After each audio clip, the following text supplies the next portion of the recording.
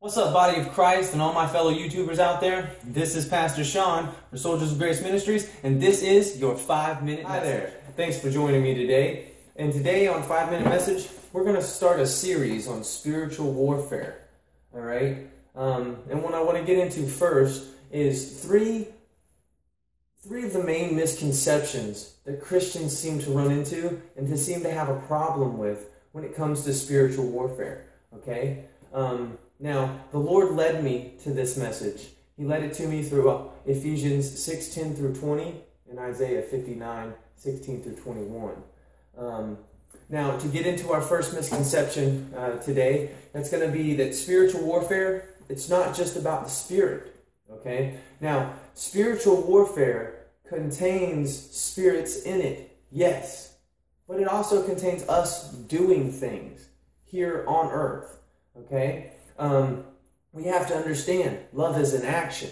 Love is something that you do. Okay? Christ came and taught us how to fulfill the law. God showed us right from wrong. Jesus told us how to make it happen. You love your neighbor as you love yourself. Love is an action. You know, when you love someone, you seek to do the best you can for them. That's what he wanted for all of us. Okay? Now, this leads us straight to our second largest, misconception when it comes to spiritual warfare. Okay? Because you have to understand spiritual warfare. It's warfare. All right? There are adversaries. There are enemies. There are people out to get you. There are things out to get you. And if you don't believe that the enemy is out to get you, you're only fooling yourself. So body, brothers and sisters, listen to me now. Okay?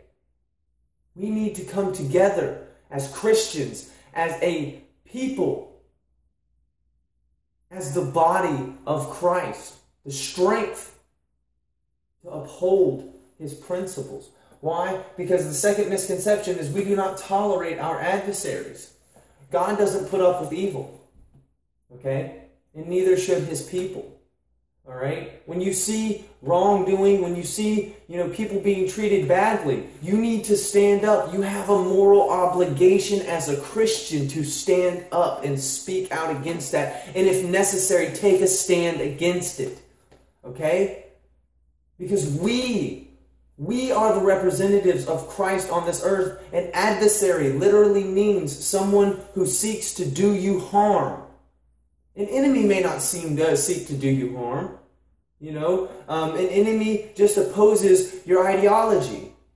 And for people to have different opinions, that is perfectly okay. Because first off, when we decide to be Christians, we give up our own opinion for the will and the opinion of God.